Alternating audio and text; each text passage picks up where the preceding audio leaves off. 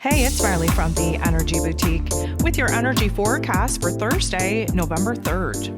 So today we have the moon in Pisces all day. We're definitely in another realm of existence. We are in La La Land. We are tapping more into our creative energy, our spiritual energy. We're aligning with our intuition.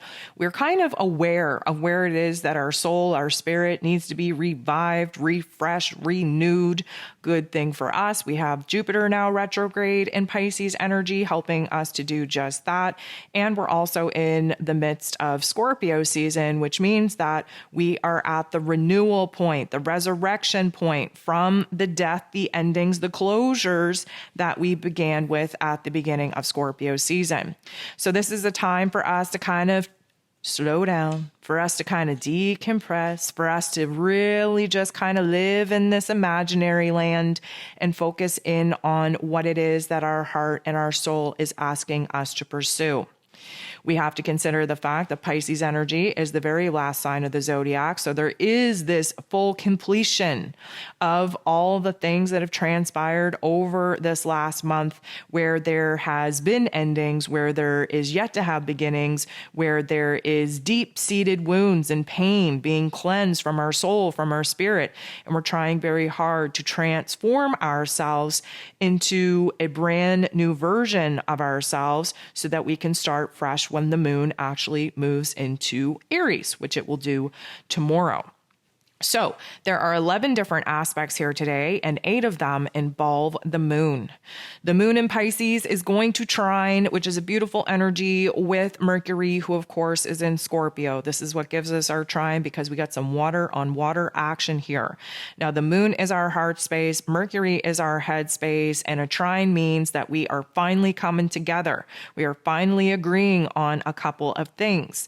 Now this likely has to do with where it is that there's a huge amount of healing taking place, totally altering who it is that we now are with some of the spiritual lessons under our belt and a new perspective, perception, and understanding of what it is that we were supposed to learn from some of the tough love life lessons. Now, this is, especially with the Mercury energy being in Scorpio, this is about us doing a deep dive in our unconscious selves and unearthing some of the elements that we need to bring into our conscious awareness. This has everything to do with aligning with our intuition, really listening to our heart space, really tapping into new levels of creativity on where it is that we're going to revive ourselves from here. Now, because we're in Scorpio energy, it isn't unheard of to use quote unquote revenge as a motivation, as a tool in order for us to actually better ourselves and boss up. Now, I don't want revenge to be the bad thing. I just want to say, like, when somebody tells you that you can't, you're going to say, you know what? I'm going to do it. I'm going to do it well. And I'm going to show you exactly what I'm capable of. That is the kind of revenge that we want to be tapping into at this point. And with our heart and our head on the same page, we are definitely coming to terms with some of the situations, especially the spiritual life lessons that have popped off. And we are ready to kind of dig deep, dive in to our power and actually make something good out of a lot of situations that have been very bad. Keep in mind, the moon and Mercury always gives us a beautiful opportunity to be a little bit more expressive if we are put in the position where we want to communicate our inner realms to the outer realm and the people in it. However, because we are in Scorpio season, everything is kind of being kept to ourselves right now until we have a plan together, until we are sure. So this is most likely going to just be triggering aha moments, moments of awakening, moments of awareness within us in order to make the transformation within ourselves first and foremost before we go ahead and start sharing our thoughts, our ideas, our emotions, our plans with other people. Now, Mercury goes ahead and makes an interaction with Neptune. So again, we get some water on water energy because, of course, Neptune is retrograde in its place of Pisces, and Mercury, of course, is in Scorpio energy.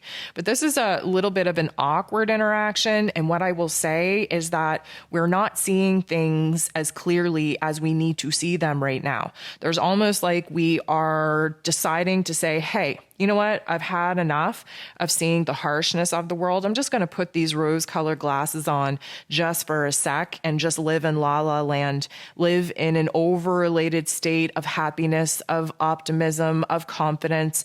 I'm just going to live in a fantasy realm for just a second, because the reality of it all is that our real life scenarios, our realities, have been a little bit of a hard pill to swallow. So although it is not, I'm going to say, totally dangerous for us to kind of lose ourselves in a fantasy land, because we are consciously putting ourselves in a state of delusionment in order to see, I'm going to say, the best case scenario that we know is likely never going to happen. Our perception of this is light and fluffy when situations right now are not light and fluffy. It's okay to live in this fantasy land. Just know it's not going to last very long. And it's going to make it very hard for us to kind of do anything that requires our intellect, requires our undivided attention and focus. It's going to be very hard to concentrate on real world, real life problems, because we would prefer to just, kind of live in a daze in our fantasy land wearing these rose-colored glasses at this particular moment. The sun and the moon are going to trine. This is, again, more water on water energy. The moon in Pisces, of course, very healing, very transformative, by recognizing where it is that our soul has completed a certain mission and where it is that we're preparing to move on to a new chapter. The sun in Scorpio, again, highlighting for us what needs to end, what needs to die, what we have to close the door on, especially in the shadow realm of our experiences, in order to empower ourselves to make something good out of a lot of the things that have been very bad. Again, transforming our inner realm first and foremost before we go ahead and start making the transformations in our physical realm. This is a trine. This is a blending of energies. And anytime that the moon and the sun come together in any kind of aspect, it's almost like the past and the future are bumping together, and what it leaves is this very, very small overlap, the present moment of the here and now, us essentially realizing the parts of us that are dying and who it is that we will never be again, and us essentially realizing who it is that we need to become and the adventures that we need to lean into, realizing that this will forever change who it is that we are. This isn't a bad thing. This is just a very deep and profound realization that the change is happening. Even if you don't realize it, the change is happening on a soul level. The moon goes ahead and semi-squares Pluto. Pluto rules over Scorpio season, the great transformer himself. The moon in Pisces semi-squaring Pluto will likely bring up a lot of the negative feels. Why? Because Pluto wants us to sit in our pain, sit in our trauma, sit in the amount of suffering that we've experienced in our lives, not to paralyze us, not to make us sad, instead to show us where it is that we need to use these particular emotions and experiences in order to motivate and inspire ourselves to boss up, to take the power and control back in our lives and actually make something good out of a lot of the things that went horribly bad. Now, this particular energy can feel very overwhelming. With the Piscean energy in particular, we have a tendency to get to the point where we're so overwhelmed that we want to check out from reality altogether, that we want to numb, that we want to disassociate. Again, another reason why we are choosing here today to live in a fantasy land, to just totally bury our heads in the sand and curl up in a ball and not really want to deal with the real life truth, the real life matters that are currently going on in our current reality. That's okay. We need to sit in the funk in order to recognize where it is that we have to cleanse ourselves from that. The Pisces energy is the perfect energy to do just that. We also have to sit in the darkness in order to appreciate the light. We also have to sit in the pain in order to recognize where it is that it's actually meant for our greatest design to step into our power. And the moon being in Pisces means that there's a huge transformation taking place, again, on a soul level. Venus goes ahead, bumps into Pluto. This is a big deal for a couple of reasons. First of all, this is an empowerment, boss bitch up move.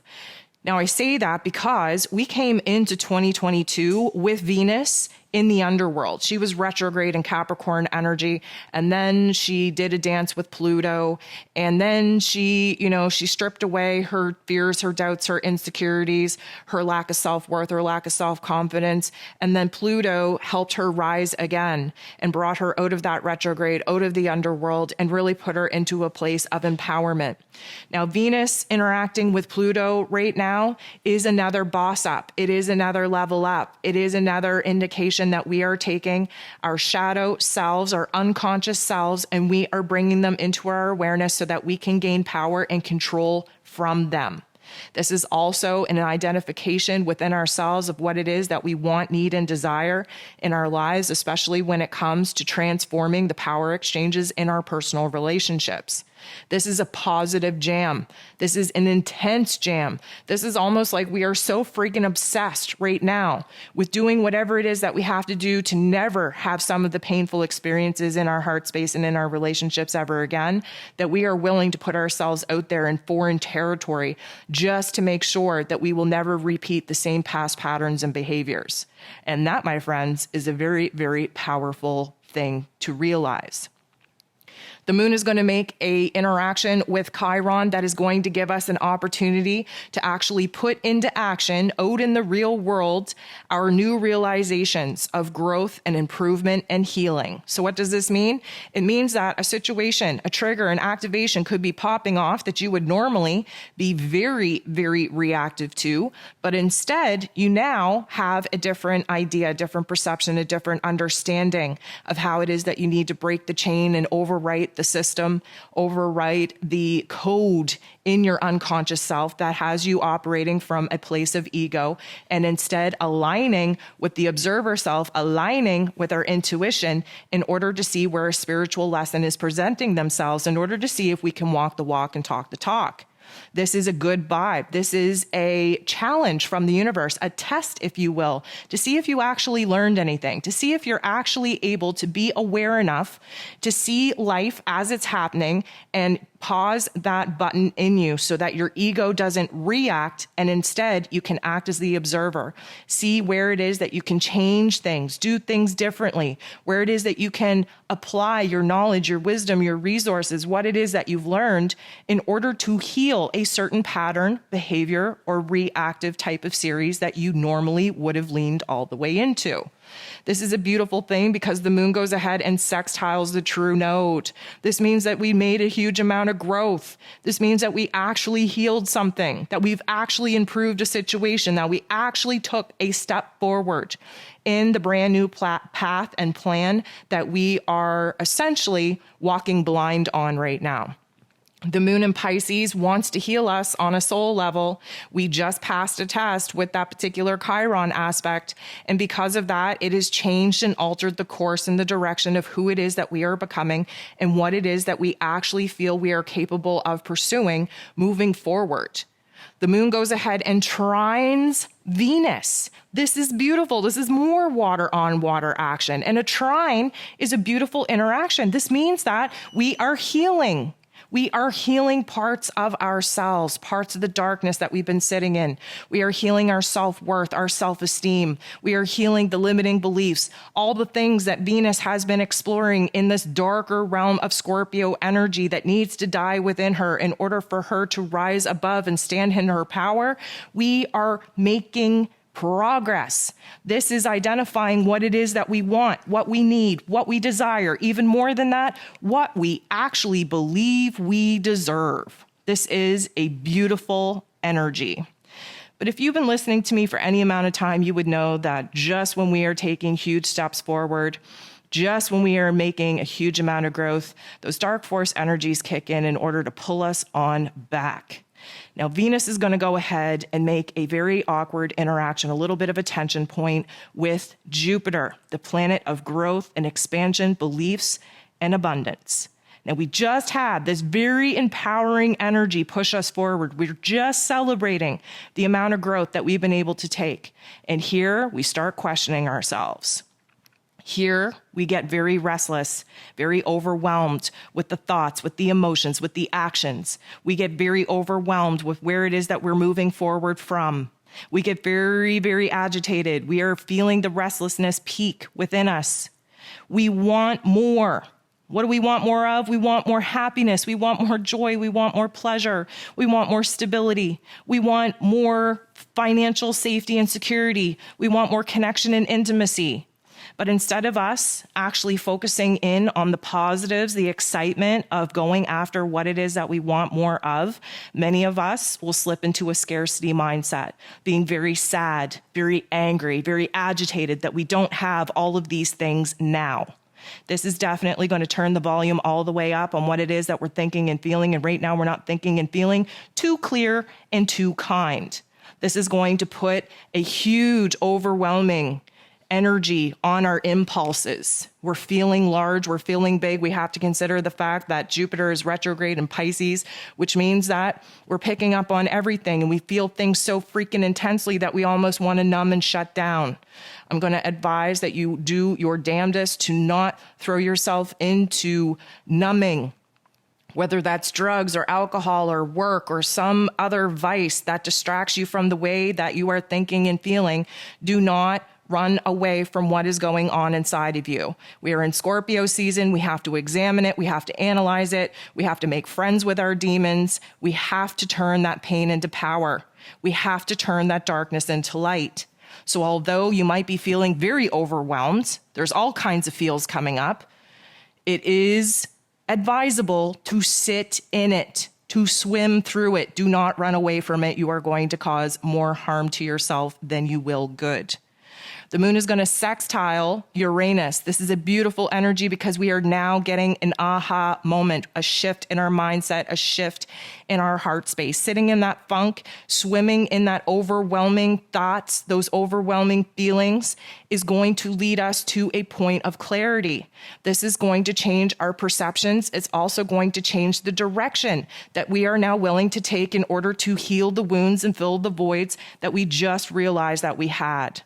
And lastly, we're going to have the moon interact with Saturn in such a way that shows us where it is in our life that we have to come back down to earth, that we cannot live in fantasy land for the rest of our lives, that we have to take the rose-colored glasses off because we have to boss up. We have to get real. We have roles and responsibilities that are being asked of us. We have karmic contracts that we have to willingly, acceptingly step into. And we can't do that living in a false delusion of what it is that we've created for ourselves because we're too afraid to actually boss up and live our lives, deal with the truth, deal with the reality of the roles and responsibilities, the obligations and the commitments that are divinely scripted for us to push us into our power, to push us into the potential of our soul's evolution by completing some of these karmic and spiritual life lessons.